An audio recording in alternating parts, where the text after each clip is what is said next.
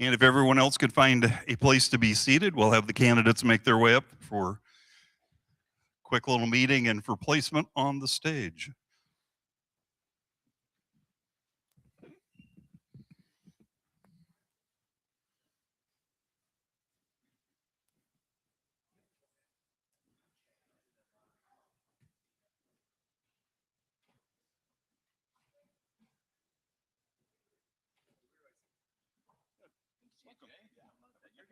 I'm here too.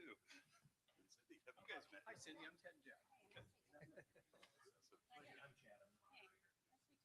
So we'll go over just final little details. Doesn't really make any difference if there's two, but I'm going to officially draw so that it's not, so it's fair or consistent with everything. So what we will do, so opening in 2 minutes, and you'll get 2 minutes at the end for closing.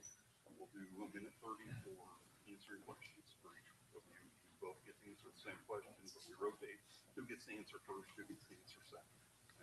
There's a timer. If you can look right over here, we have a timer on the screen. So 2 minutes is for your opening. When it gets down to 15 seconds or 10 seconds, I can't remember, it'll change to a yellow and attract your attention. When it gets to the stop sign, that means you're done. Chad will let you finish your thought, but no more. One more thing. Oh, and one more thing. Okay. So finish your thought. Your 90 seconds is your 90 seconds. But we don't allow time for rebuttal or anything.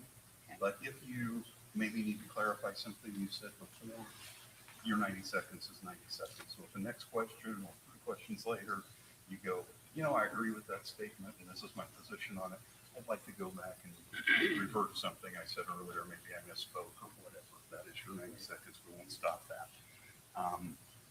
Chad is your moderator. Have you met Chad? Okay. Yep. So he has kind of some moderator controls that if he thinks you didn't understand the question or didn't answer the question, you can re-ask it, maybe rephrase it. Questions will come from the audience. I will screen them just to make sure they're fair to both of you and they're pertinent to a legislative race. So you're not asked about the plan or things like that, federal deficit, things like that. So we'll keep them to state issues. What else am I forgetting? I don't plan on this tonight, just 2 of you, but on other forums we've done when there's a lot of candidates, 5, 6, we don't get much time for questions. And so we'll get a lot of questions that may be just simple yes or no answers. And so we have gone to what we call a lightning round in questions where we use vortex, A or B. And we don't really get much time to explain, but I don't anticipate doing that tonight, but we have done that in the past. So just to give you a heads up that we may throw you a curveball. Okay. So any other questions? Okay. I'm going to put fingers behind my back, 1 to 10, closest in the number 1 slot. So Cindy, ladies first, guess the number 2 will be 7. 6. It is 3. So Ted, you will be in the number 1 spot. That's right here. Okay. We'll put this in front of you. And we will start with Ted being the first one going with his opening statement. First question, then you'll get an opening statement. Then Cindy, you'll get the first question, and then goes back to Ted.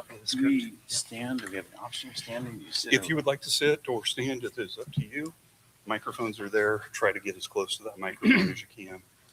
We are live streaming, and this will be rebroadcast on the radio tomorrow. So audio in the room is good, but also for the streams. So Is it live tonight or just tomorrow? It is live streamed on Facebook and YouTube.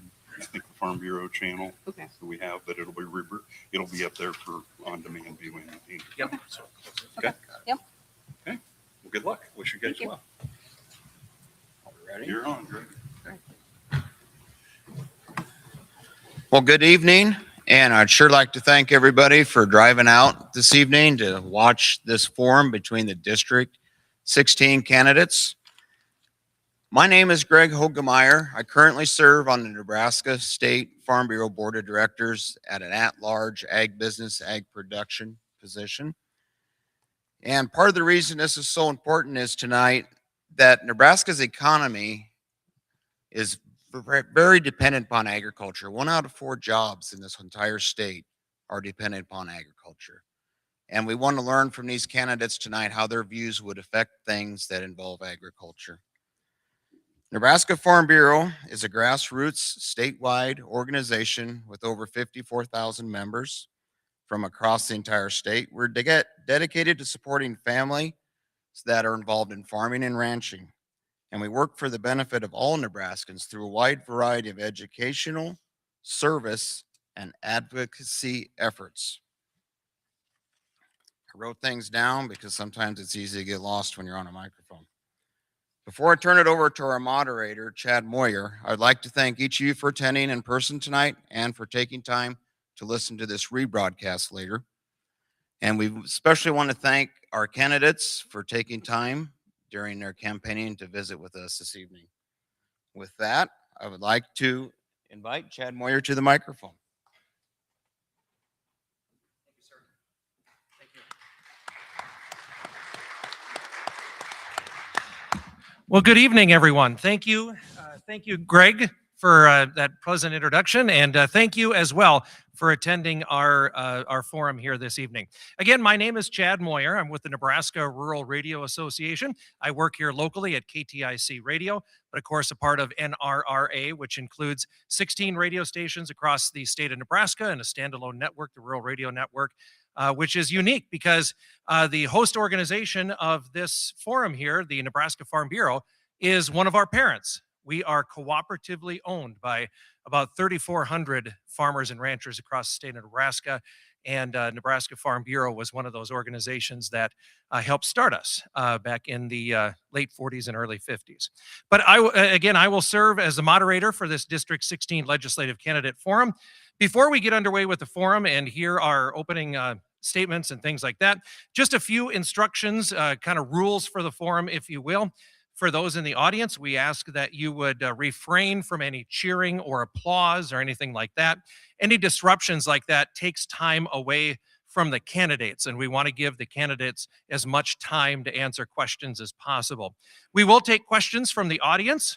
You'll need to write your questions on a card. And if you haven't seen it, the cards kind of look like this. And we do have some Farm Bureau staff that are walking around with these cards. So if you would like to ask a question, put your hand in the air, and then they'll come around with one of these cards. You fill that out, put it up in the air again, and they'll come around and grab it, and then bring it over here. Put that question on the note card. They'll take it over here to the table. What they do is they kind of put like questions together and things like that, and then they bring them up to me. Again, if you need a note card, raise your hand, and they'll come around and give you a card that you can write your question on. The rules for the forum are kind of structured that each candidate has a 2-minute opening statement and an introduction. After those opening statements, we'll enter a question and answer period. And each candidate will have 90 seconds to respond to the question, and we'll go back and forth. If this candidate has this question, the next question, the other candidate will be able to answer first, and we'll just go back and forth like that. The way that we have this structured, there's no time for rebuttals or anything like that. It's just respond to the question, we go to the next one. As you saw up here, the order of the candidates was selected by a random drawing, and Ted Japp is candidate number 1, Cindy Chat is candidate number 2, and so we'll follow that through the forum here this evening. Well, like we said, we've got all the rules and everything underway. We want this to be a forum of participation, so we want to hear your questions. So with that, let's get underway, and we will start with the introductions. And first of all, candidate number 1, Ted Japp. Thank you, Chad. It's a pleasure to be here tonight. I appreciate Farm Bureau for hosting this. And again, I'm Ted Japp. I live in Blair, Nebraska, or just outside of Blair, Nebraska. I'm the only Republican in this race. I'm a pro-life, I'm a conservative, I'm pro-life, I'm pro-Second Amendment, and I'm for limited government. I'm for effective, efficient limited government. I've been endorsed by former Governor Dave Heineman, endorsed by Mike Flood. I've endorsed by Congressman Adrian Smith, current State Senator Ben Hansen, and former State Senator Lydia Brosh, as well as former State Senator Mick Mines from Blair. My wife, Lori, is here with me tonight. We've been married almost 34 years. We've got 3 kids and 3 beautiful little grandkids. She's my partner in absolutely everything in life. and she is without a doubt the smartest person I know. I'm a fifth generation Nebraskan. My great-great-grandfather came to Washington County in the 1860s. In fact, the land I live on currently is part of the land that he purchased when he came to Nebraska in the 1860s. I've always been a Nebraskan. I'll always be a Nebraskan.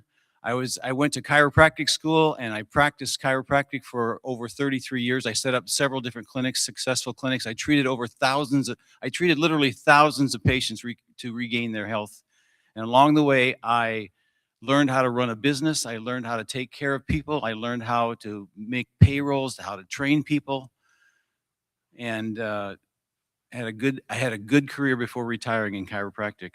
In 2016 and 2020, I ran for the NRD Board of Directors at Papio Missouri River NRD, and I won those 2 elections. I've been involved with public service and a number of different boards that I've served on. I currently serve in farm management. I got 6 different farms in Nebraska and Iowa that I manage, and my wife and I are strong advocates for those who are with disabilities and special needs. So my time's up. All right, very good. That's candidate number 1, Ted Japp. All right, now let's hear from candidate number 2 and her introductory remarks, Cindy Chat.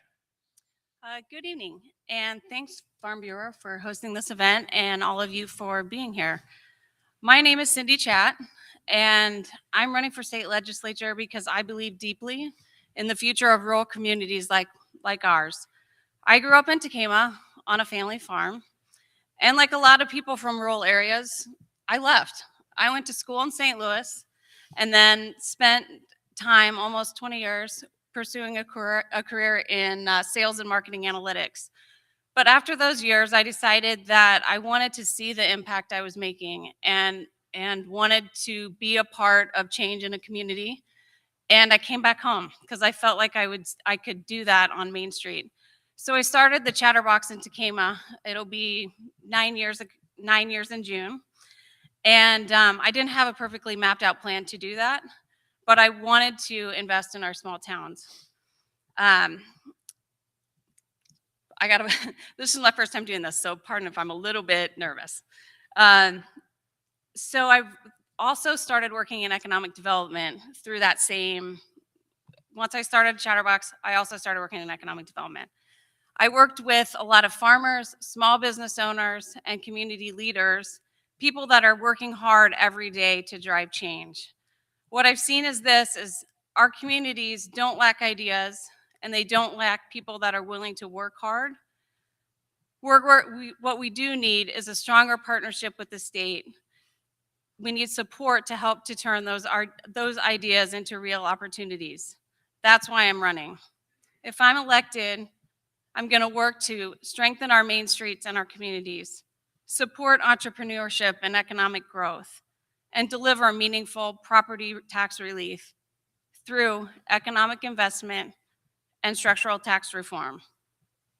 At the end of the day, this is about making sure Nebraska has a strong voice in the decisions that shape our future, and I believe I can be that voice. Thank you. All right, very good. So there you have it. We have met the candidates. Yeah, and just because I'm a radio guy and I'm keenly aware of the microphone, would you, Cindy, go ahead and pull that a little bit closer to you. Yep, there you go. Is that better? Yep. Okay. Yep, good deal. Thank you very much. All right, so we're going to get underway. We have a bunch of questions and moderator's prerogative. I'm going to ask the first one. Cindy, we'll start with you. Okay. A little bit more about your path to this decision to run for the Nebraska legislature. Why are you, I mean, you kind of hit on it, but why are you running? Where does this passion for this position come from? This passion comes I believe in our communities and I believe in rural Nebraska. I moved home because I saw that there's huge potential in our communities.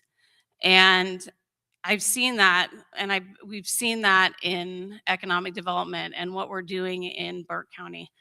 I think that we can continue to invest and grow through economic development and push forward in Lincoln. I can be a voice in Lincoln for rural Nebraska. I've seen it in our small towns, and I'd like to be that connection back to Lincoln. All right, very good. Ted, again, the question, why are you running? Where's the passion for this position come from? Well, I'm a lifelong Nebraskan. I love Nebraska. I'm pro-Nebraska in every way, shape, and form. I want a Nebraska that our kids and our grandkids will want to come back to and live and flourish. We need jobs to keep them here. We need to stop the brain drain. There's a number of reasons that I do want to run, and I think I can do a great job. I've got a lot of common sense. I've got a lot of life experience that will lend itself well to being a good state senator. I've done a lot of things in my life, a lot of successful things in my life. And I think that can be parlayed into a great career as a state senator. I've gotten a lot of advice from various people like Dave Heineman and Mike Flood and Adrian Smith, and a lot of people have given me good advice on how to be a good person, a good senator. And I would like to parlay that into a good career as a state senator. I think Nebraska has a lot going for it. There's a lot of resources in Nebraska. The people are the number one thing about Nebraska is that we have the best people in the world. My oldest daughter has lived in California, South Texas, and North Carolina currently because of military obligations. And she says that without a doubt, there's no place like Nebraska. And it's because the people of Nebraska are completely different than any place else in the world. And I love Nebraska for that exact reason. All right, very good. All right, here's the next question. And Ted, this will go to you first. And we'll try and start broad and we'll kind of work our way into some of these issues more specifically. But on a broad thought, if you're elected, what are 3 top priority issues that you feel need to be addressed in your first session as a state senator? Again, if you're elected, top 3 priorities that should be addressed in your first session as senator. Ted, go ahead. Well, I think first and foremost, everybody's going to say the tax situation. The tax burden on Nebraskans, we rank near the bottom of the United States as far as taxes, especially property tax. We're about 45th in the nation. Our property tax is just burdensome and it needs to be addressed. And I can talk about this later on, but I had seen a statistic that said between the year 2000 and 2024, the income of Nebraskans grew 106%. But the property tax burden on Nebraskans in that same period of time from 2000 to 2024 grew 241%. That is absolutely astonishing, and it's unsustainable. If that continues, what does that look like in another generation? In other words, if our property tax burden went up 241% in one generation, what happens to the next generation? We cannot continue to kick that can down the road forever. So job one is that we have to address this property tax situation. Also, we have to get the jobs. We have to grow the tax base. That's another way to help the property tax problem, but we have to keep people here. We can't allow the brain drain to continue. We got to keep the best and the brightest in Nebraska, the people that will create the jobs. We have to incentivize jobs to come to Nebraska and stay in Nebraska. We have to incentivize current businesses to expand, give our kids a job. Let's keep it that way. And again, I like Nebraska. I think we take care of our natural resources. I think people talked about water and so forth. Nebraska has more water than any state in the United States, and we need to take care of the water situation also. All right, very good. Now, Cindy, your turn. Again, if you're elected, what are the 3 top priority issues you feel need to be addressed in your first session as a senator? We need to focus on, my 3 priorities really focus on taking care of our rural communities. First, we need to look at Main Street growth and revitalization. We have to make sure that we have communities where people want to live and our families want to come back to. Second, we need to encourage entrepreneurship and growth in those communities and broaden investments in our rural communities to bring more money back to our rural areas.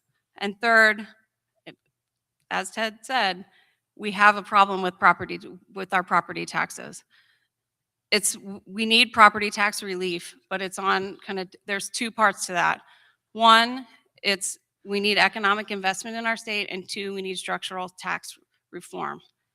So it goes back to those 3 points: Main Street revitalization, encouraging entrepreneurship and economic growth, and 3, property tax relief. But I can't I can't state enough that we need to really focus on how this impacts our rural areas, and not just, and that's where we need to think about our communities back here at home. All right, very good. Let's talk about another issue. This would be a little bit more specific. At present, access to health care is an issue in rural Nebraska. What are your thoughts on access issues and financial coverage for care given? Again, what are your thoughts on healthcare access issues and financial coverage for care given? Cindy, we'll start with you.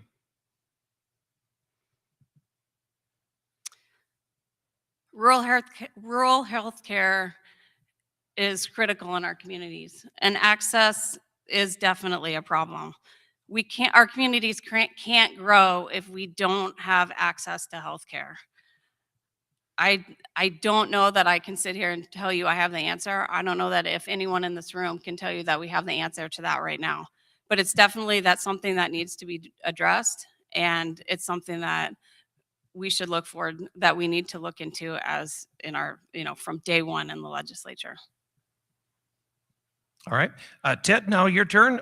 What are your thoughts on healthcare access issues and financial coverage for care given? Well, I dealt in the healthcare industry for over 33 years and dealt a lot with Medicaid, which are people that which is an insurance for basically people who qualify for that.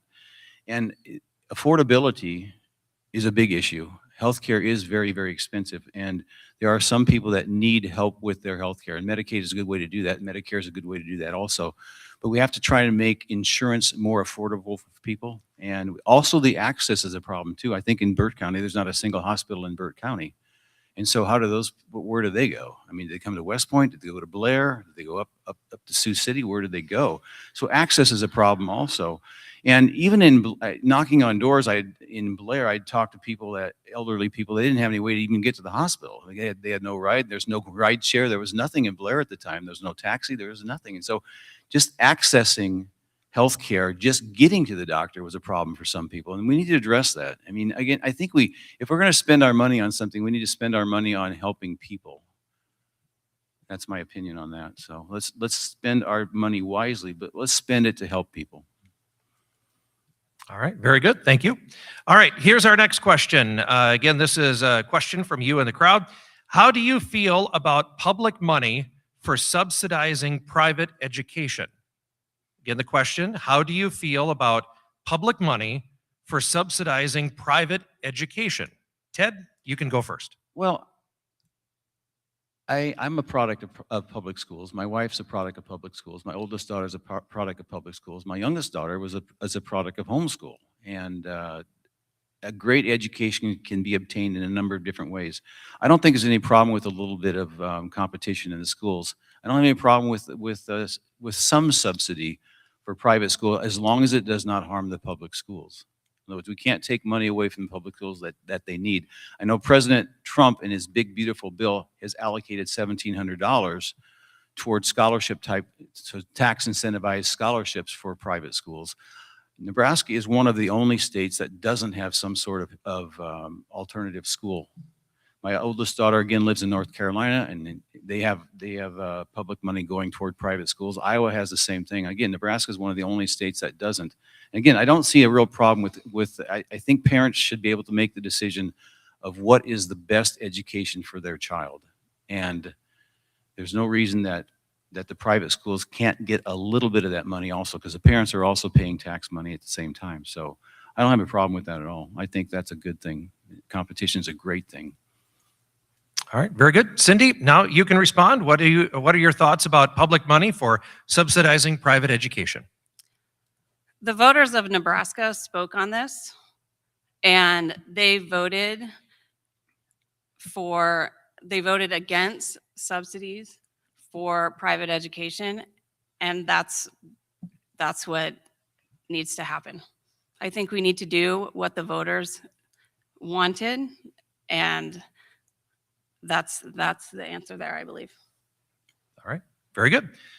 Again, I invite you, if you have a question, make sure you put your hand in the air, and the staff will come around and give you a card, and you can write a question on. And when you have that question written out, put your hand back up in the air with the card, and we'll get it over here and get it in the queue so that we can ask the candidates these questions. All right, here's the next one from you in the crowd. What can the legislature do to stop the brain drain and encourage young individuals to live and work in Nebraska, specifically here in Legislative District 16? Again, what can the legislature do to stop the brain drain and encourage young individuals to live and work in Nebraska, specifically here in LD 16? Cindy, go ahead. You can go first. I think this goes back to Main Street revitalization.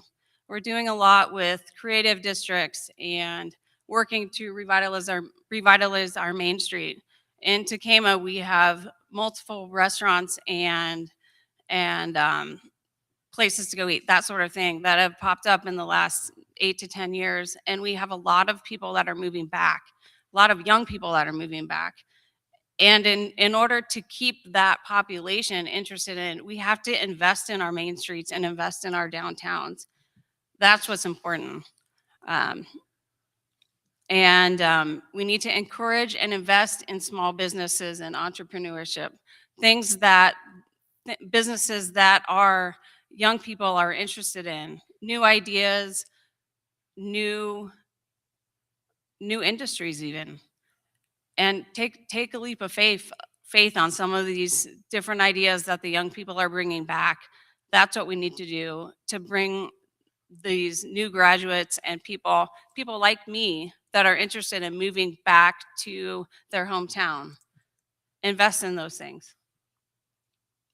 All right, very good. Okay, Ted, you're up next. What can the legislature do to stop the brain drain and encourage young individuals to live and work in Nebraska? Well, everything's about incentives. And I think one of the things that we can do is make certainly that we offer good scholarships to our best and brightest to stay in Nebraska, whether it's Creighton University, University of Nebraska, or any of the other private and public colleges.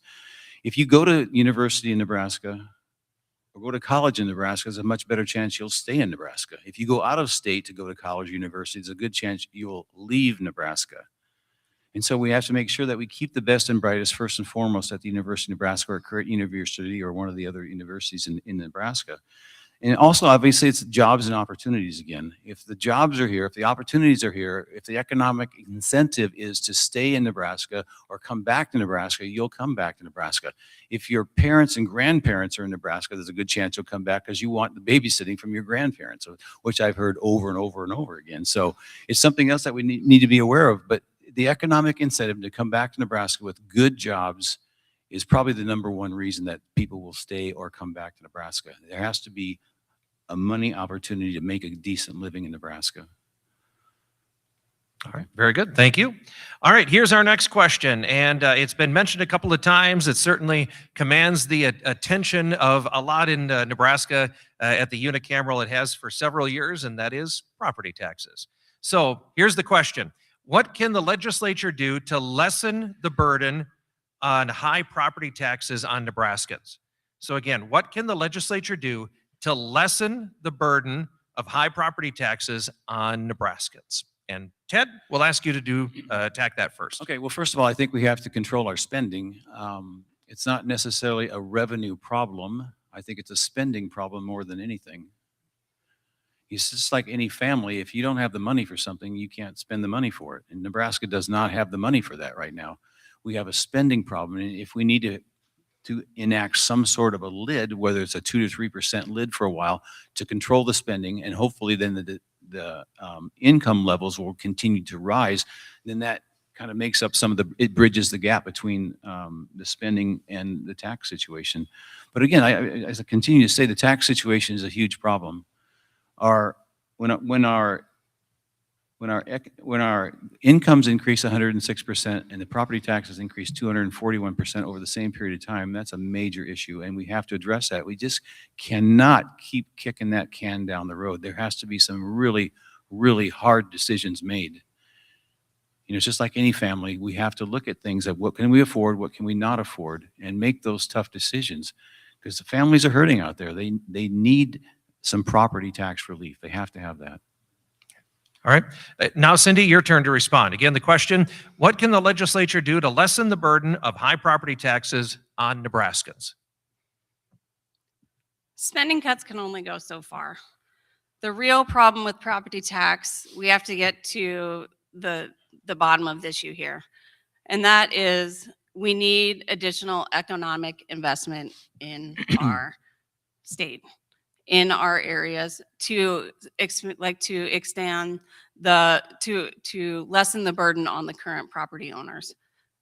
That's the only way that if we're expanding that burden, and that's the only way that you're going to lessen that burden across the current owners. Between that and structural tax reform, that's the only way we're going to get to a long-term solution on property tax relief. Anything else outside of those two things is just a Band-Aid to the current problem. We can cut spending, we can shift some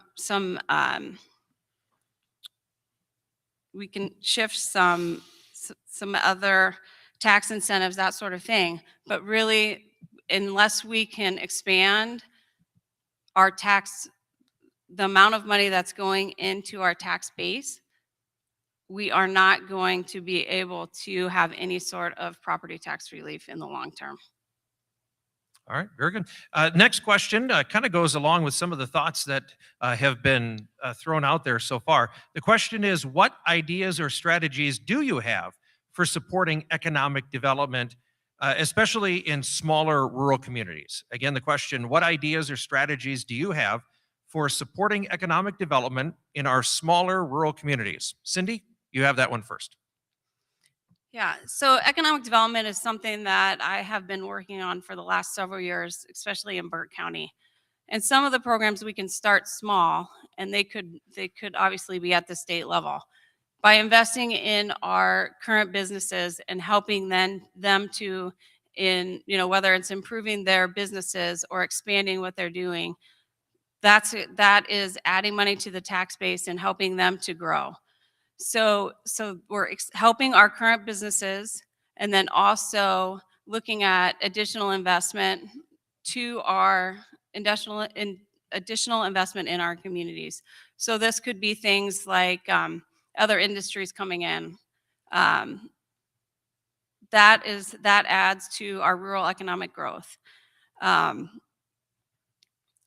Additionally, we could look at helping entrepreneurs and additional improvements to our main streets.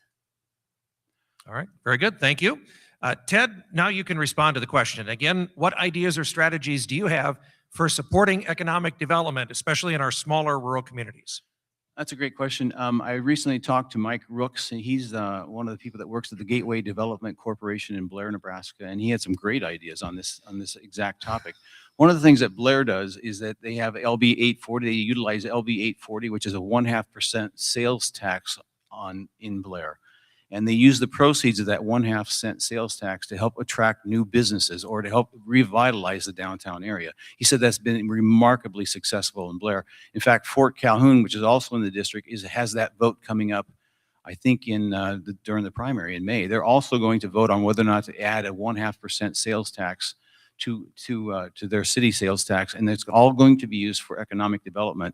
Other things that you can use, you can apply for community block development grants.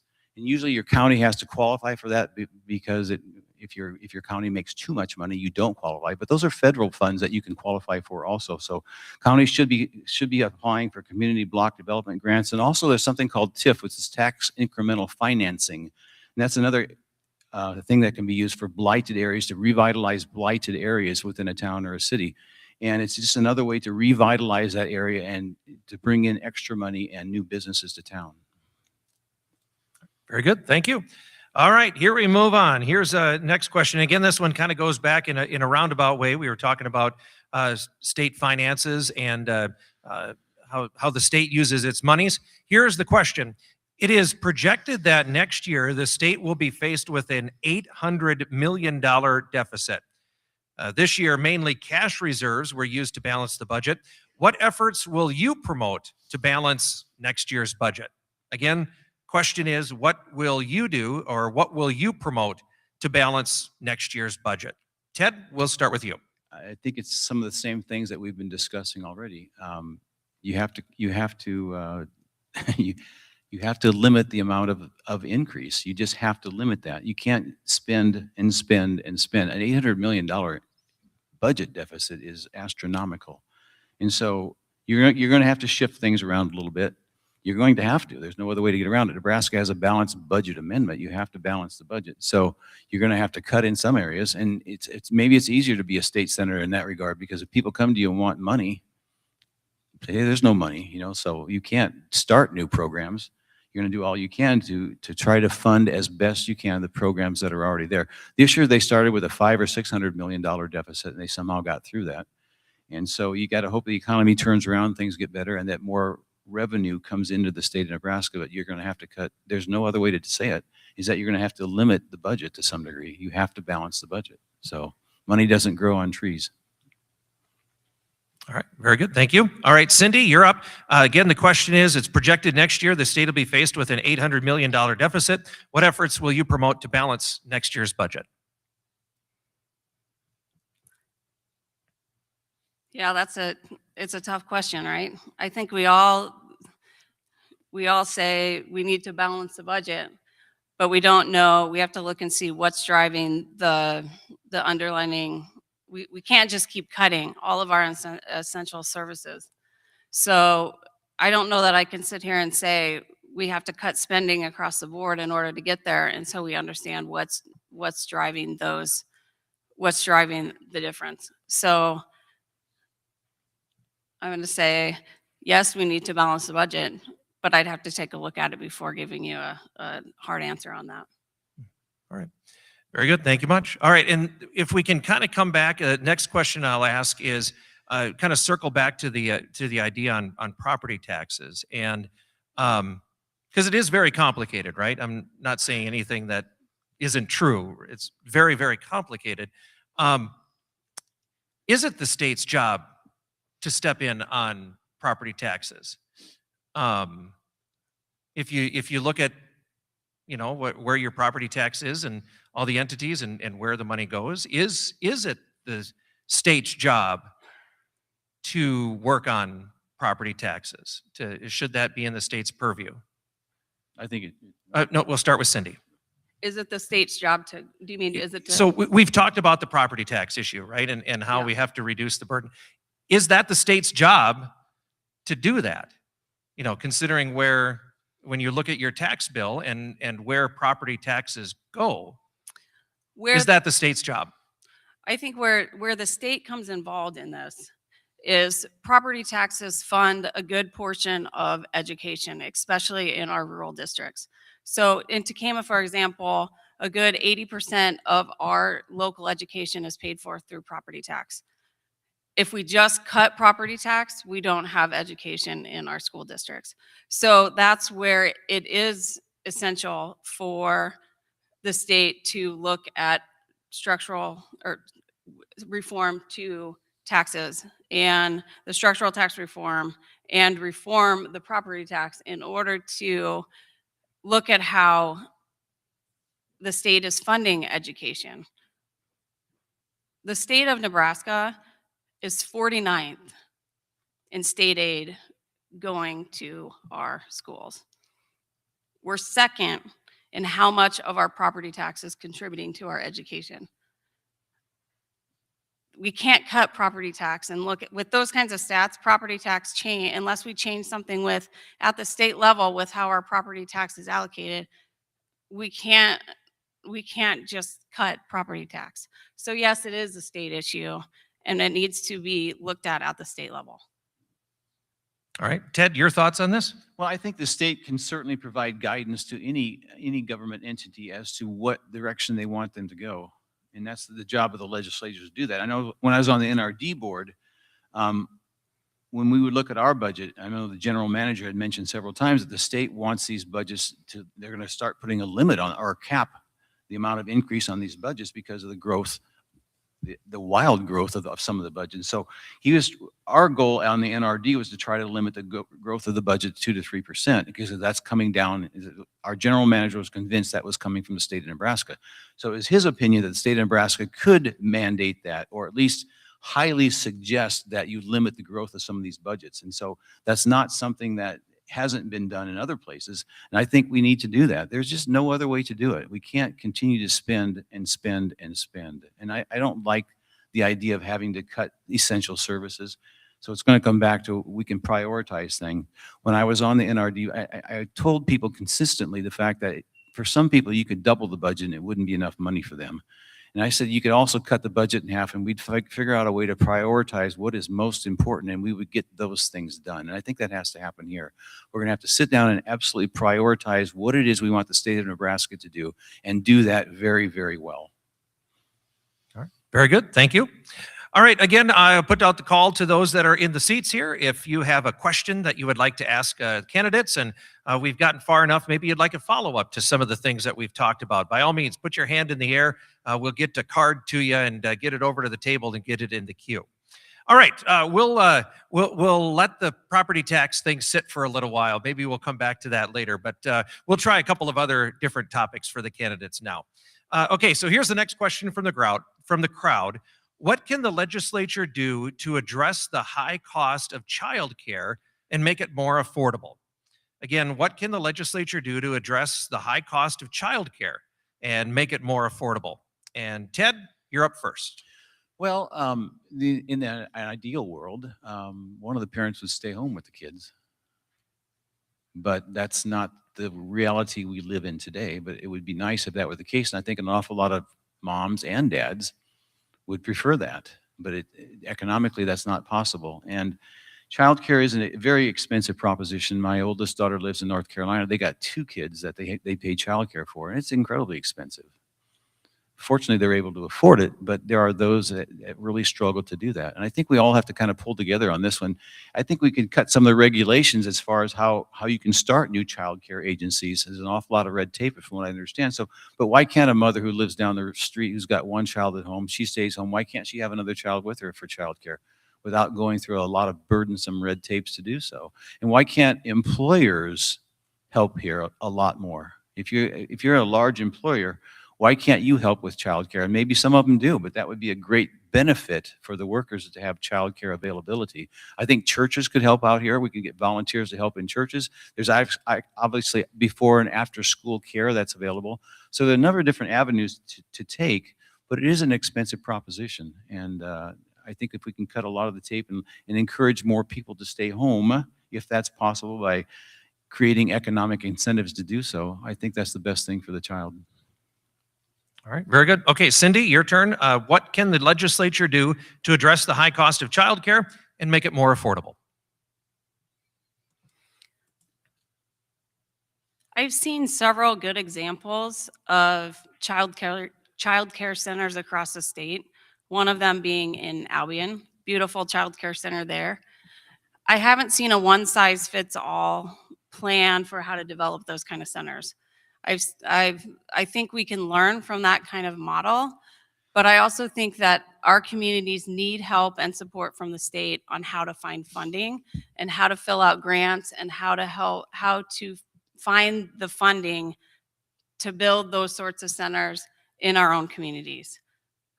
I don't know that I think that we could, maybe it's one that we can share across countywide, or we can get them closer to where that center could be shared across multiple communities instead of being in every single town across in order to share the costs, like the one I see in Albion, where it's a Boone Central sort of situation. But I think that it's more about finding support to help those communities fill out the grants and find the funding in order to build the child care centers that are so desperately needed in the communities that we have. All right, very good. Thank you for that response. All right, here's the next question, and this one will allow our candidates to think big and broad again. So here's the question. What are the 2 biggest challenges that Nebraska will face in the next 4 years? Again, what are the 2 biggest challenges that Nebraska will face in the next 4 years? And Cindy, we'll allow you to tackle that first. Yeah, you gave me the hard one to answer first. 2 biggest challenges that we'll face in the next 4 years.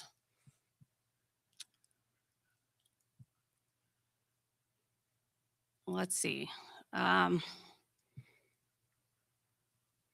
I think, just thinking at our local communities, like we need to continue to think big on how we grow our economic development, like how we continue to grow economic investment in our communities.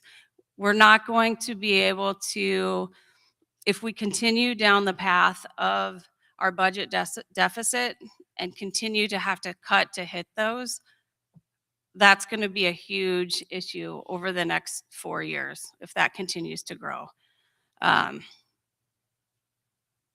think I'm going to stick with one. All right. It's your 90 seconds. All right. Ted, you're up next. What are the two biggest challenges that Nebraska will face in the next 4 years? I think, without a doubt, the farm economy is the number one issue that's facing Nebraskans at this point. The economy of the state of Nebraska, I mean, the farm economy drives the economic engine of the state of Nebraska. When the farm economy is healthy, all of Nebraska is healthy. One of the reasons we have deficits like we do is because the farmers aren't making the kind of money that they should be making for the amount of capital they've got invested, for the amount of work they put into this. And so we need to do absolutely everything we can to help the farm economy. That's going to help Nebraska first and foremost beyond anything. That'll help the revenue situation. That'll help the deficits. And it goes back, number two is still the tax situation. We talked about the farm economy, but the tax situation is a massive problem. Even if you make nothing, here's the problem with the property tax issue. If you don't make anything, if you make no income, you pay no income tax, and you can delay certain purchases to diminish your sales tax load, but your property tax is due whether you made a dime or not, and that is a punitive problem. That is something that is very difficult to overcome, and so we have got to do something with this property tax issue. If we handle the farm economy, we handle the property tax issue, I think Nebraska becomes much healthier. All right, very good. Thank you for that response. Since you brought up agriculture, maybe, and since this is hosted by Farm Bureau, maybe you can switch to a couple of, or at least one ag question. And again, kind of a big, broad statement. As far as agriculture goes in Legislative District 16 and in the state of Nebraska, again, what are kind of the two biggest challenges that agriculture is facing, and how can the state address that? And Ted, we'll start with you. Well, first and foremost, we just talked about that a little bit, the farm economy, but if there's some way that the state of Nebraska could increase commodity prices, that would be a big help. I mean, the price of corn is nowhere near what it needs to be profitable. The price of soybeans need to go up. If we could do anything at all to increase the exports, that would be a big factor. You know, beef is a huge industry here in this county, especially. It's one of the top counties in the United States. And so exports of beef anywhere and around the world, Nebraska grown and Nebraska raised should be the motto of everything the farming community does. And I think anything that we can do to increase Nebraska exports will help the farm economy. It'll help the Nebraska, and it'll help District 16. Cindy, what are your thoughts? What are the top two challenges that agriculture is facing in our district and in our state, and how can the state legislature help address that? I would say the top two would be, we need to find additional markets for our products, whether that be soybeans, corn, beef, that sort of, in any of those. That would help with price, all of those. Our markets being closed, that's a big problem to us. And second, our input costs going through the roof makes it harder for farmers to be profitable when their input costs are through the roof. All right, very good. Again, if you have a question, if you want to do a follow-up or anything like that, put your hand in the air. We'll get that card to you, and you can get it submitted over here to the table. Let's see. Let's go on to the next one here. This is a question submitted from the crowd. Are NRDs still relevant at meeting the objectives of why they were created? Should funding for NRDs continue to rely on property taxes, or is there another option for funding? Again, kind of a long two-parter, but are NRDs still relevant at meeting the obligations of why they were created, and should funding for NRDs continue to rely on property taxes, or is there another option? Cindy, we'll start with you. this is an area that I'm not super familiar with, so I'm gonna have to pass on this one. Pass on that one? Yep. Okay. Ted, how would you like to respond? Could you repeat that? Yep, again? repeat the question. Are NRDs still relevant at meeting the objectives of why they were created? Should funding for NRDs continue to rely on property taxes, or is there another option for funding? Okay, well, I served on the Papio Missouri River NRD Board of Directors for 8 years. I was elected twice to that. And there's no doubt that the objectives of the NRDs have changed over the last 30 or 40 years. Originally, they came out primarily as soil and water conservation type entities, and they kind of morphed into something different, which is building dams, water retention devices, and so forth, hiking trails, and so forth. And I don't think that was the original intent of the NRDs. I think the NRDs still form a very, very good purpose. The amount of tax money they collect compared to other entities like the schools and cities is pretty minuscule, but yet it's still there. The Papio NRD had an enormous budget. It was well over $100 million, but of that $100 million, there was about $30 million that came from tax money. The rest of it came from federal funds, from FEMA funds, from water sustainability funds, from grants from different places, and so forth. So there wasn't that much tax money that was involved, but yet it was still an enormous budget. And I think first and foremost, the NRDs need to get back to their basic mission, which is soil and water conservation.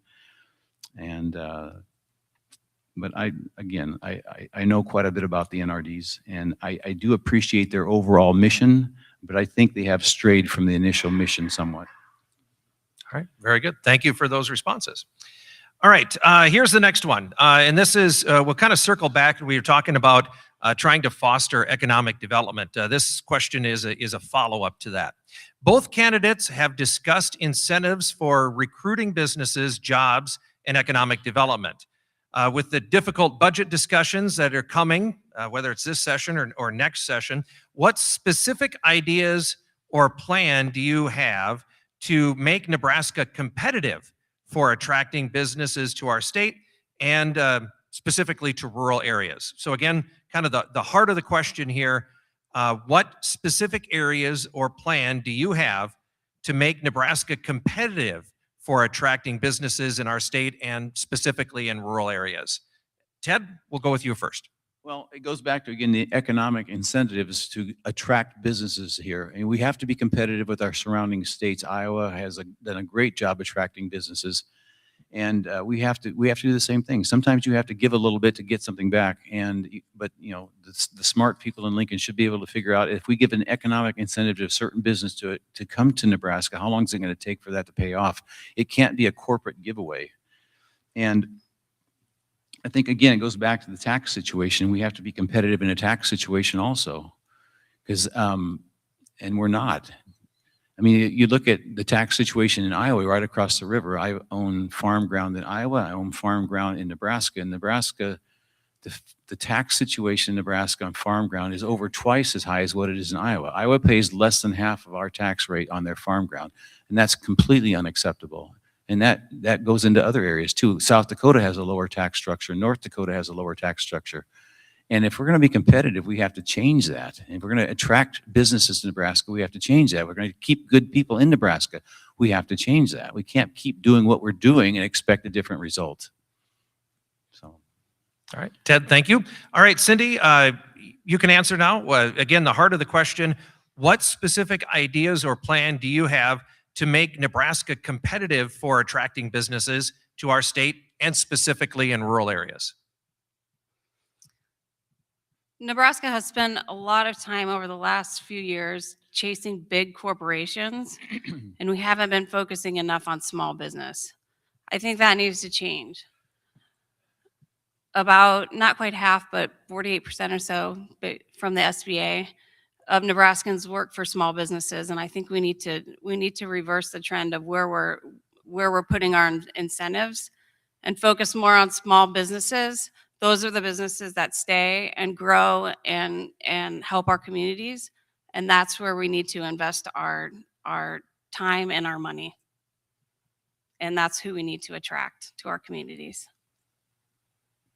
Very good. Thank you. Let's see. Let's talk a little bit about rural infrastructure. What is your opinion of roads and bridges and the transportation infrastructure in the state of Nebraska? Is it adequate? Does it need improvement? Are we doing just fine? What is your take on the transportation infrastructure in Nebraska, roads and bridges? Cindy? Well, first of all, the transportation infrastructure is critical in the state of Nebraska. It's the way that we connect our communities. And obviously, we're not close. My sister lives in Boston and everything is 10 minutes away. Here, we're all 30, 40, 50 minutes away. So our roads are critical for transportation, number one, or to connect us all. So we've been improving over time, but we need to continue to do so. The 4-lane road that was going from right outside of West Point here, when was that supposed to be done? 2003, years ago. So I think we need to keep working on that and keep pushing for improvements in our roads, bridges, and it only connects us to the communities around us. All right, very good. Thank you. All right, Ted, your turn to respond. Rural transportation infrastructure. What's the condition of roads and bridges in Nebraska? Well, I have talked to a number of county commissioners in Washington County, in Cumming County, and Byrd County, and it's a big concern. There's a lot of bridges in this area, a lot of bridges, and a lot of them are very aged, and it's a concern. How do we repair these things? Nebraska has more miles of river than any state in the United States, which means there's a lot of bridges to cross those rivers, and so we have to spend an awful lot of money. It's a public safety issue for one thing. We have to keep these things up the appropriate level, but there's no easy answer to that. You just have to maintain them properly, not let them fall down, not let them degrade. But we have to, for the economic development of Nebraska, you have to have a proper infrastructure, good roads, good transportation, and good bridges. There's no other way to get around it. All right, very good. Thank you for that response. All right, here's the next question. Is public power still the best option for Nebraska, or should we look at privatizing electrical power? What efforts should be made to encourage additional power generation? Again, is public power still the best option for Nebraska? Should we look at privatizing electrical power? What efforts should be made to encourage additional power generation? Ted, we'll start with you. I think public power works very, very well for Nebraska. I think we're the envy of a lot of states is the fact that our public power system supplies plenty of power. I've talked to different public power people, and they said that we've got plenty of public power in Nebraska. We're going to need more in the future, and with the artificial intelligence and data centers and so forth that may be coming, we're going to have to plan ahead to have enough power. And but I like public power. I think it's the cheapest way to go. It's the most reliable way to go, and I think it's the right thing for Nebraska at this time, and I'm really kind of proud of that. That's one of the things Nebraska can brag about, is the fact that we have great public power and good power rates compared to a lot of other states. So I'm all in favor of good public power. All right, and Cindy, now you, is public power still the best option for Nebraska? Should we look at privatizing electrical power? What efforts should be made to encourage additional power generation? Yeah, I mean, I have to agree. Public power is definitely the way to go for the state of Nebraska. I don't think that we should look at privatization of our public power grid. I do think, though, that there is opportunity to increase power generation across the state of Nebraska as an opportunity for economic growth. There's money for our state. There is economic growth to be made in power generation if we choose to go there. And I think that's, I mean, it down to the landowners. If landowners want to invest in solar or in other types of energy, that's their choice. And I think that broadens the tax base. It adds to our economy. And I think that also adds to the energy generation, which is needed in our country as a whole. Very good, thank you. All right, here's the next question from the crowd. Again, we'll kind of dip our toe back into that property tax discussion. What are your thoughts on school consolidation as a method of reducing property tax burden? Should consolidation be mandated by the state? Again, what are your thoughts on school consolidation as a method of reducing property tax burdens? Should consolidation be mandated by the state? Cindy, we'll start with you. I think this goes back to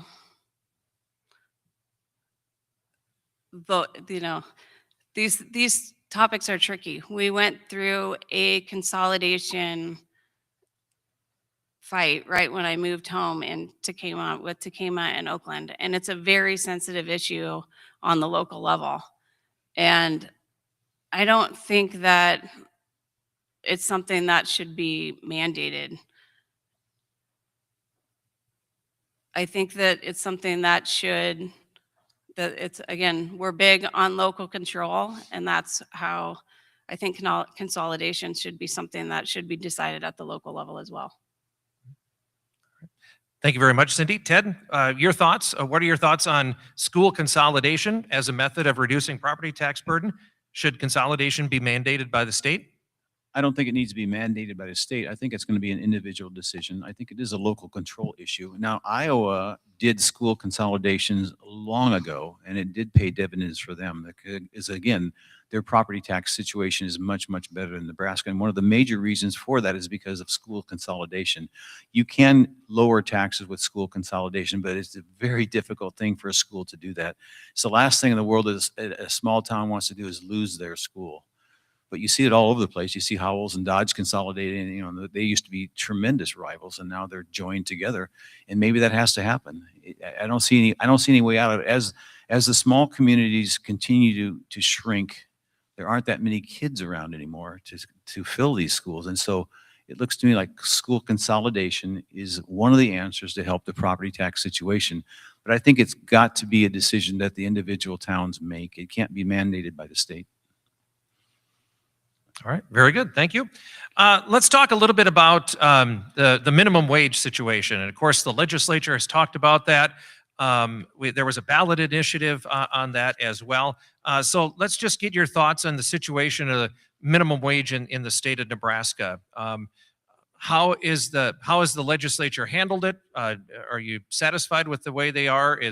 Should the legislature handle minimum wage differently? What are your thoughts on kind of the minimum wage discussion in the state of Nebraska? Ted, we'll start with you. Well, this is one of the topics that has come up as I knock on doors going around different towns and areas. They talk about the minimum wage thing. Some people think $15 an hour is too much. And in fact, one guy who runs a business said, I can't even afford to, I can't pay a high school kid or a 14 or 15 or 16-year-old kid $15 an hour to do what needs to be done. And does that mean you have to pay your babysitters $15 an hour? I don't know exactly how the $15 an hour works. It's a starting wage. It seems high at this point, but the state of Nebraska, I think that was a ballot initiative where that was passed in that regard. And so with quite a bit of room to spare. So I think we have to respect the wishes of the people if they want a $15 an hour minimum wage, with the understanding that it's going to cut a lot of people out of a job too, because a lot of people can't afford to pay $15 an hour for a very minimal skilled job. So, but if that's the will of the people, is $15 an hour, we stick by that. All right. Cindy, your thoughts, the minimum wage discussion in Nebraska and how the legislature has responded to that. Your thoughts? I mean, again, it was a ballot issue, and that's what the people voted. I own a small business, and so I've seen it made my payroll rise, but it is what it is, and it's okay. It's made it a little bit harder for me, but you pay your people more, and you have to figure it out. It's the will of the people, and that's how it goes. All right, very good. Let's see here. Let's move on to another question from the crowd. Do you support spending caps on local governments? Does this take away local control? Again, the question, do you support spending caps on local governments? And does that take away local control? Cindy, you can swing at that first. Okay. I think the spending caps on local governments is making it difficult for local governments to do their job. I've been at city council meetings in Tacoma where they're having to make difficult choices on their budgets because of the spending caps. So I do think that the spending caps on local governments, they are hard. So it's not something, I think it's something that needs to be revisited. Okay, thank you. Ted, what are your thoughts? Do you support spending caps on local governments? Does that take away local control? I'm not necessarily for spending caps for local government. I think that local governments should be able to show their own amount of restraint by not increasing their budget wildly. And I think that if that's happening, then the citizens have every right to vote them out and put in a more conservative local government that doesn't spend wildly. And so there's always a balance between what needs to be done and what, again, wants and needs. Are what we're spending the money on, is it a want or is it a need? You know, and it goes back to priorities. And I think that it's just a matter of setting proper priorities, communicating with the citizens as this is what we want to do. And the citizens need to attend these meetings and let their voices be known. Because again, sitting on a board like the NRD board that I did, if nobody says anything, you just assume that everybody's okay with it. And you pass something or whatever happens, and then all of a sudden you got a bunch of people jumping on you because what'd you pass that for? Well, we didn't have a single person talking against it. And so you assume that the public's okay with it. So it's imperative that citizens speak up, let the government know, let their officials know what their opinions are. Because you would be surprised what 2 or 3 or 4 people talking to an official will do, because commonly nobody says anything. So the more you talk, the more you talk to your representatives, the better result you're going to get. All right, very good. Thank you. Thank you. Again, we're most of the way. We're about 2/3 of the way through our forum, but we still have time to get some questions in here. We've talked about a lot of different things, and there are some things that we haven't talked about yet. And I'm going to bring up something that we haven't talked about. This will be a new topic, and you've heard, of course, the talk in Nebraska about the purple dot, right? And the electoral vote, the situation here in Nebraska and how it works.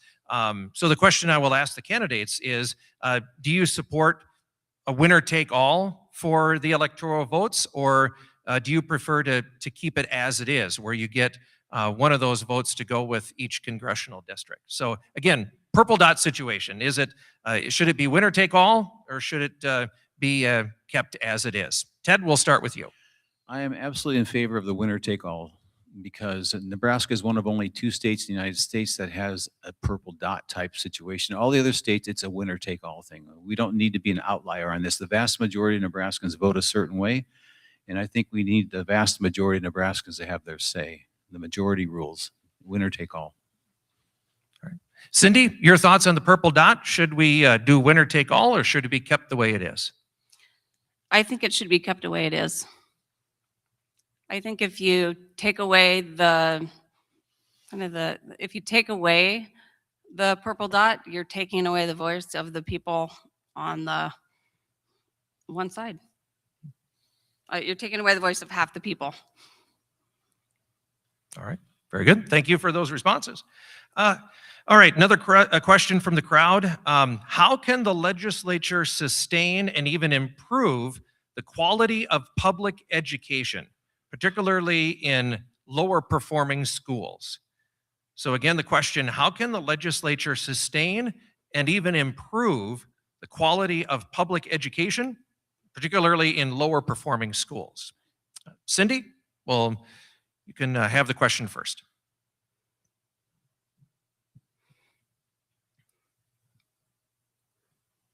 I think that in terms of the investment that the state has in a lot of these schools is very minimal. If the state is only like if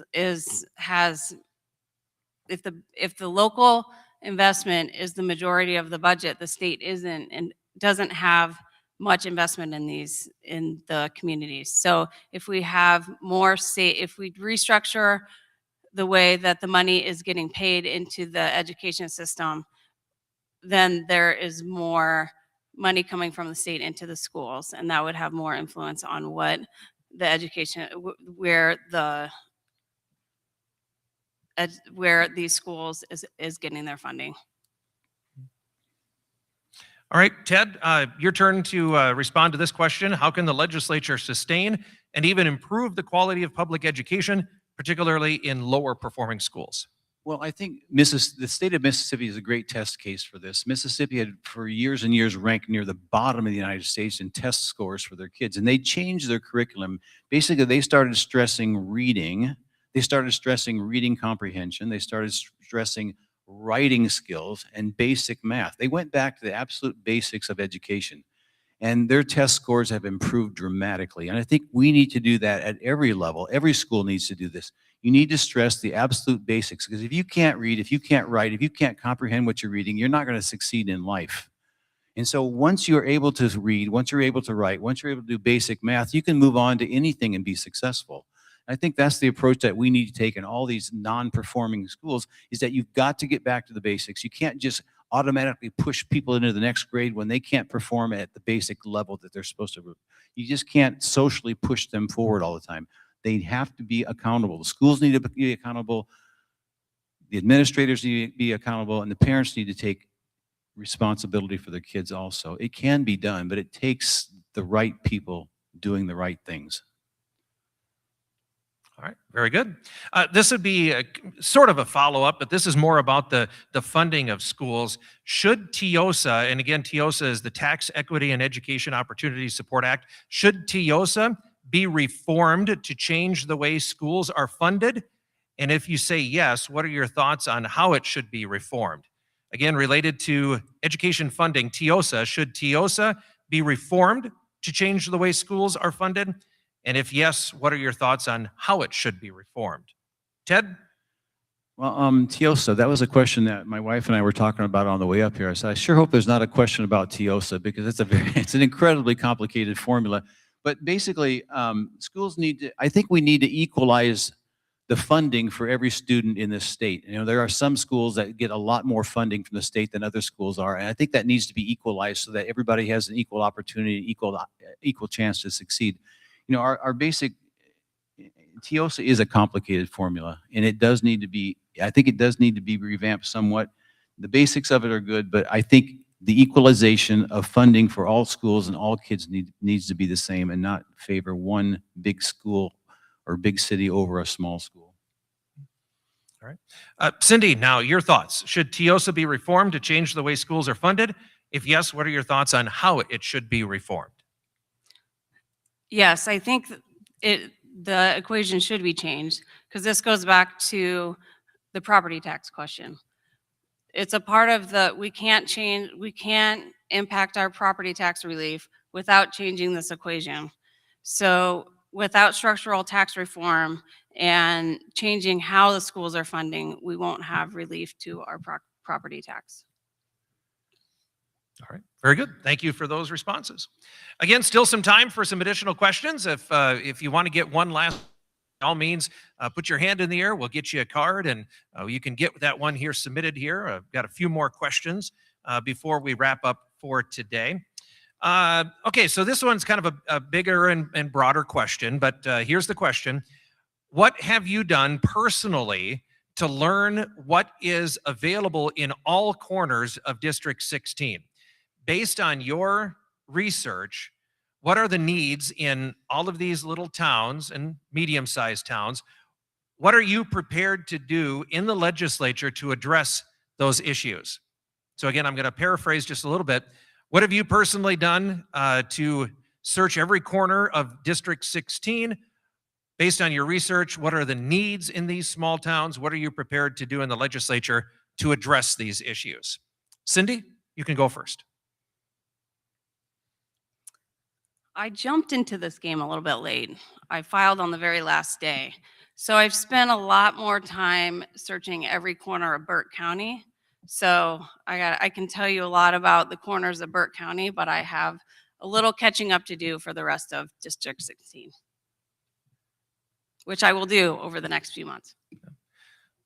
Let me, what have you found out? What have you researched? What have you come up with so far? In terms of from where I'm at right now. So what I can tell you about Burke County is communities are so different, whether they are, Tacoma, Oakland, every community in Burke County is very different. Number one, like how they operate, where they get their funding, the people that are there. It's amazing to see how the main streets are different, how the people are willing to, how projects get off the ground.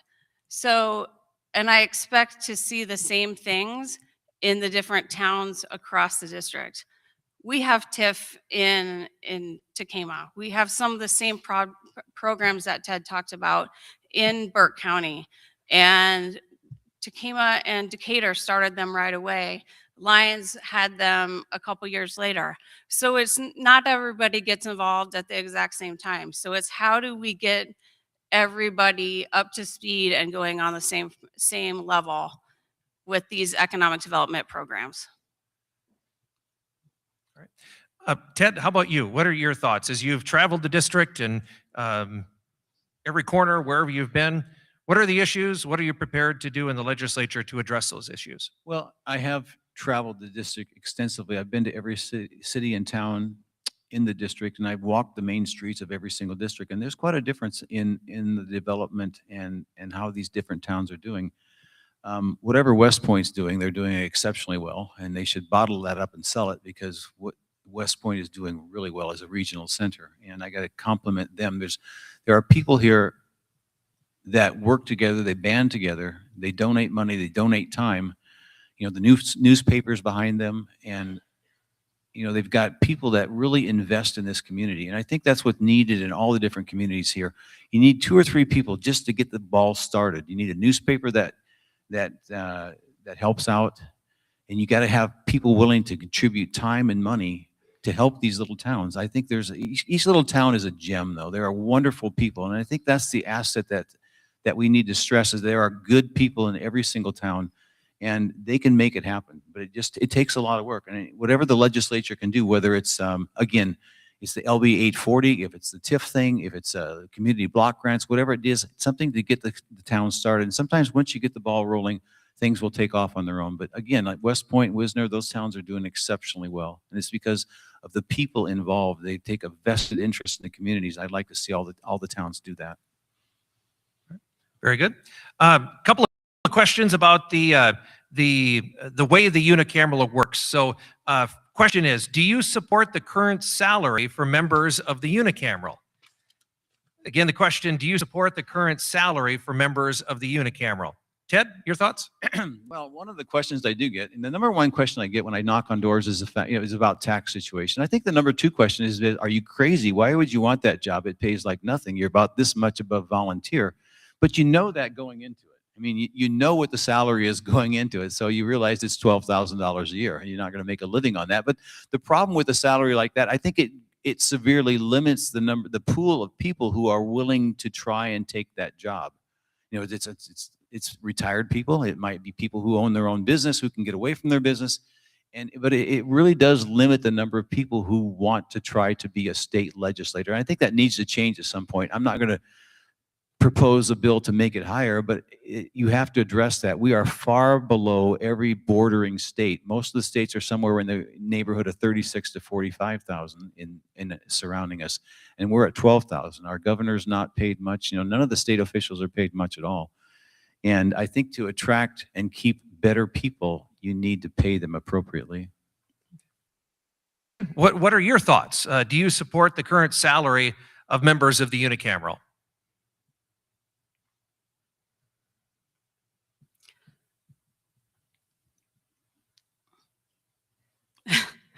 It's one of those things. I think I want the job because I want to make a difference. And it's one of those things where it doesn't really matter what you're paid. And I think that if people, and I feel like it's a little cheesy to say that, but if you're If you're committed, that's why you do it. And is $12,000 a lot of money? No. Is it going to be hard? Yes. But it is what it is. And I'm not going to go down there and ask for more money. And it may be one of those things where you sleep on friends' couches and whatever, but you get through it. And it is what it is. All right. Kind of a follow-up again, this is just how the legislature works right now. What are your thoughts on term limits in the state of Nebraska and the unicameral? I mean, that's kind of what brings us to this position where we are right now, right? Yeah. District 16 is going to have a new senator. What is your opinion about term limits in Nebraska? Cindy, you can start. I don't think term limits are a bad thing. I think we need to continually have new blood in, whether it's in Lincoln or in DC. We need to continually have new blood, new ideas, refresh the thought process. Otherwise it gets stale. I don't think it's a bad thing. Ted, what are your thoughts on term limits in Nebraska? I am for term limits. In fact, I wish we had term limits at the federal level also. I think that's something that needs to have been done a long, long time ago. But I think the term limits do. It brings in new people, brings in new ideas, and you can't get overly set in your ways. It used to be before the term limits, you'd have some of the senators who were there 30 years or more, and I think that's just too long. So term limits are a good thing. I'm for term limits. All right, very good. Okay, let's see. How about this question? Full question. What will you do to help the family farm be sustainable to support the family rather than having 3 other jobs to support the farming enterprise? So what will you do, or what can you do in the legislature to help the family farm be sustainable and support the family rather than having 3 other jobs to support the farming enterprise? Ted, let you start. Well, first of all, you want to make it easy to pass down the farm to the next generation. We don't want burdensome inheritance type taxes. You want to make it just really easy for the dad to pass the farm down to the son. It's just a fact of life. Farms are getting bigger and bigger all the time. It's just economies of scale, and there aren't nearly as many farm families around. There are still some smaller farms around, and they typically use older type equipment, and they can still make money at that. My dad made a great living as a dairy farmer, and he had 360 acres, but he didn't buy new equipment. He had used equipment. He took good care of it. He had a dairy operation, so he had income coming in from that. But at that time, it didn't take a massive farm to make the economics work. And it is a tough thing. If corn's going to sit around at less than $4 a bushel, and the beans aren't what they should be, why the commodity prices have to come up. If the commodity prices would come up, then obviously you can make a better living at it. But the fact of life is that sometimes jobs off the farm are necessary to make ends meet. That's the fact of life right now. All right, Cindy, your thoughts. What will you do to help the family farm be sustainable, support the family, rather than having 3 other jobs to support the farming enterprise? Cindy, your thoughts? I think we need to continue to fight for, number one, if there's anything we can do on the markets, to continue to push to open the markets to where we can sell our products. Look at, are there value added programs that we can help our farmers with, whether it's beef and looking at local butchers, or are there other value added farming things that we can expand our local production? And then, because value added like the value added side of it, and push to, I do a lot of farm to table at my restaurant. So selling local beef to restaurants, to school. Can we bring vegetables and fruits and beef into schools? Working those local markets to where we are supporting locally as much as we can. That supports our communities, it supports our farmers, and I think that's important. That's where I would start, at least. All right, very good. Thank you for your response. Let's see. How about, oh, here's a good one. How about the death penalty, the use of capital punishment in the state of Nebraska? what is your opinion of that as it sits now? Is that the way it should be? Does it need to be changed or not used at all? What are your opinions on death penalty, capital punishment? Cindy? I don't believe in the death penalty. That's all. Okay. Ted, your thoughts? If Capital it's punishment? conclusively proved a heinous crime, like multiple murders, et cetera, and it's confirmed through DNA analysis and so forth that they're 100% correct, that this is the person that did it, then I am for the death penalty. All right, very good. Let's see. I think we'll ask this last question here, and then we'll wrap up our forum here this evening. And apologies, this is kind of a long. It took 2 cards to put the question out, but it has to do with the referendum process in the state of Nebraska. And I'll read it, and I apologize. I'll try and get through this as best as I can, but here we go. Please address the petition to amend the Nebraska Constitution to protect the people's reserved initiative and referendum powers by requiring 4/5 vote of the legislature to change, impair, or repeal citizen-initiated laws or to pass new laws affecting the initiative and referendum process, prohibiting the legislative enactments that condition, restrict, or burden or impair those reserved powers. Again, I apologize. It's a long question. There's a lot in there, but I think it comes back to the referendum process here in the state of Nebraska and how it's used. So can't remember where we were. Ted, I think you get this question first. What was the question again? Can I just hand it to you? I'm sorry. I apologize.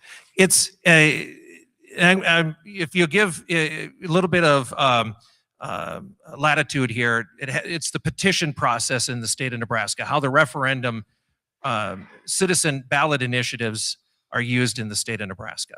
Okay, that is a good question, actually. I think we have to respect, obviously, the ballot process and the referendum. The problem we're running into right now, and I'm talking to Senator Ben Hansen about that, is that there are a lot of outside influences that are coming into the state of Nebraska. Actually, money from Europe and other states are coming into Nebraska, are funding some of these referendums because they want a certain result to occur. And I think that's wrong. I think we have to really investigate who is actually behind these referendums. Because if it's Nebraska born, if it's Nebraska led, then that's a good thing. But if you're getting massive amounts of money from New York City and from billionaires in Europe, I think that's a very bad thing, and that needs to be investigated. Because what is the reason for them coming to Nebraska trying to pass a referendum like this? But in and of itself, a referendum is an okay thing. I don't have a problem with that, and that's how I'll leave it at that. Mm-hmm. All right, Cindy, again, long, complicated question, but it has to do with the ballot process, the referendum process here in Nebraska. What are your thoughts? Yeah, I think that's a lot of words to just protect the referendum process that we have and to add more. It adds protections to what the voters want. And I think that's important. We've seen a lot of activity in Lincoln where they're trying to go against the will of the voters, and I think that needs to stop. And so I think this referendum is important. All right, very good. Before we do closing comments, I'll just ask you for 90 seconds. We've talked about a lot of different things. Boy, the subject matter that we have gone through has been just wide and varied. But Cindy, we'll start with you. I'll just give you 90 seconds. Is there something else that is important to you, that is important to this election, that you think the citizens of the district should know about? Something that we haven't talked about yet? Is there anything else that any other issue or any other topic that you want to make sure the voters of the district know about you? Know about me in particular? Yeah, well, or ideas about an issue or anything like that. No, I think it's important, and we're getting to closings after this, right? Yep. Okay. I just think it's important that we've talked a lot about a lot of things, and I think we're losing a little bit of focus on, we're in a rural area, and we need to, I grew up here. I started a business here. I work in economic development here, and we need that voice in Lincoln. We need somebody that's in touch with our rural communities. And I feel very strongly about that. I feel strongly that we have such opportunity here. We have opportunity to grow and for people to come back. And yeah, there's a number of programs. There's a number of things that we've listed and talked about. And I flustered because I'm nervous. This is my first time ever doing this. And so I feel like I haven't completely presented myself well today. But I'm excited about all of those things. We've done a lot of them in Burke County. And so I want you guys to know that I am a voice for rural Nebraska, and I want to be that for you in Lincoln. All right. Ted, we'll come to you again, 90 seconds. We've done a lot of different topics. Is there anything else, topic-wise, issue-wise, that you think the citizens of the district should be aware of? Well, I think one of the things that the state of Nebraska and the legislature is going to have to address is the fact that the technology issue that's coming with the artificial intelligence and so forth in the data centers, that needs to be addressed, and there probably needs to be a new committee formed on technology, because these data centers are coming in and they're using up massive amounts of water, massive amounts of electricity, and I don't know where the controls on that are at this point, and nobody does either. And so the whole AI thing is changing the world dramatically, and 2 or 3 years from now, it's going to look completely different than what it is right now. And I think we need to get on top of that and have some rules and regulations to modify that, to protect Nebraskans, to protect our water supply particularly, and also to protect the ratepayers at the state of Nebraska, because the amount of electricity they use, it's hard to believe. They're proposing one south of Lincoln that will use more electricity than the city of Lincoln. They want to build a power plant right next to this data center to supply the power for that. And I think that's something that Nebraska really has to take a look at and be ahead of that curve, and not just react later on like, why did we let that happen? Again, it depends on what kind of a system. If they use a closed loop system or an open loop system, the amount of water that they can use is absolutely massive. And we don't need that happening in Nebraska. So we have to be very careful of that. Okay. All right, very good. That concludes the question and answer part of our forum. So the only thing that's left now is the closing statements. And we will give each candidate 2 minutes for their closing thoughts, and we just pick up right where in the rotation where we left off here. So Ted, you have first chance at closing thoughts. Go ahead. All right, thank you. It's been my pleasure to be here tonight, and I really thank everybody for showing up. I thank Farm Bureau, and I thank you for being the moderator. You've done a wonderful job. I'm the only Republican in this race, and I am the right choice for District 16.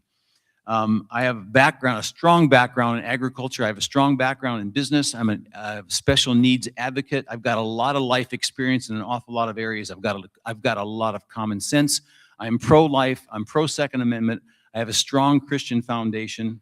And I was thinking the other day about how the fact that I understand a lot of things about life. I understand that families sit around the kitchen table and they start talking about things that affect them, like their finances and their family structure and all the things that families talk about, whether it's in West Point or in Fort Calhoun or in Blair or Tacoma or Arlington, the things that are important to them. And it's usually about finances. What can we afford this? Can we not afford this? Can we do this? Can I quit my job? Can we buy a new tractor? Can we buy a new car? But these are things that families have to set priorities based on their budget and what's available to them. They can't have all things all the time. And, really the state of Nebraska, the government is no different than that. The government of the state of Nebraska has to set priorities and determine, do we have the money to fund this? And it's no different than the families here. We have to make the right choices in this regard. And it starts with property taxes again. We talked about how the property taxes have gone up astronomically. It starts also with decreasing regulations in the state of Nebraska. Nebraska can become more competitive if we cut down the amount of regulations. 30% of the cost of a house is in government regulations. I've knocked on over 1,500 doors in the last 3 months, and I've attended dozens of events. In fact, Lori and I said the Nielsen Center is now our new second home. We've been up here so often.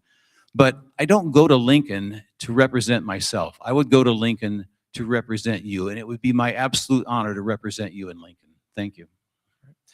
That's Ted Japp. All right, so for closing comments now, Cindy Chat, your opportunity. You have 2 minutes. Your thoughts as we wrap up.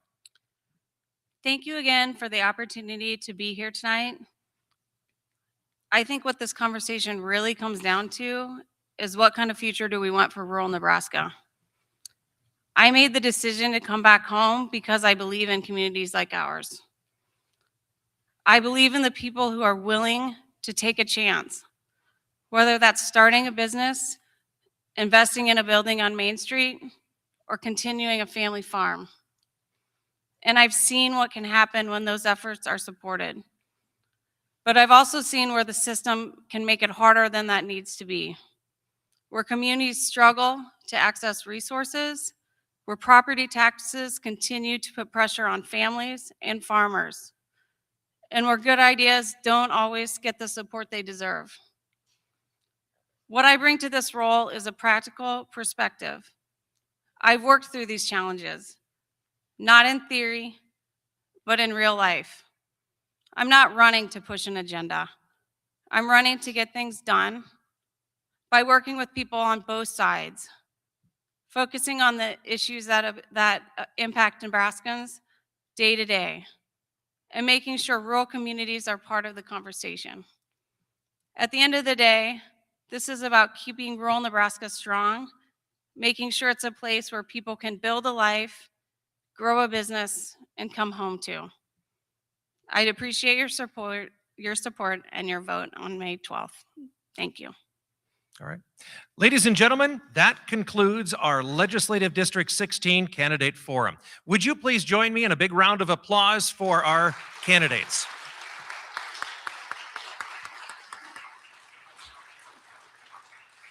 And just for me, to you, both of you candidates, thank you for stepping up. Thank you for being a part of the process, for being willing to represent the citizens in Legislative District 16. And thank you to everybody who was here at the forum for seeing the importance of being an informed voter, to listen to the candidates and be able to make an informed decision. That's what we need to do in this form of government that we have. So we now invite you to hang around. We're going to be here for a little bit. You can talk one-on-one with these individuals. And again, thank you for coming to the event. I will remind you that this is being taped. We are going to air it on KTIC tomorrow evening, starting at 5 o'clock.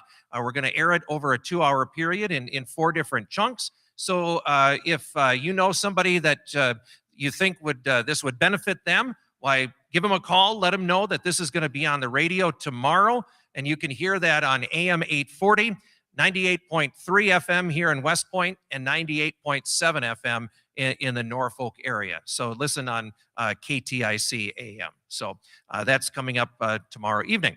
So again, thank you so much for being here. I appreciate your presence and your questions. Have a great evening. Thank you.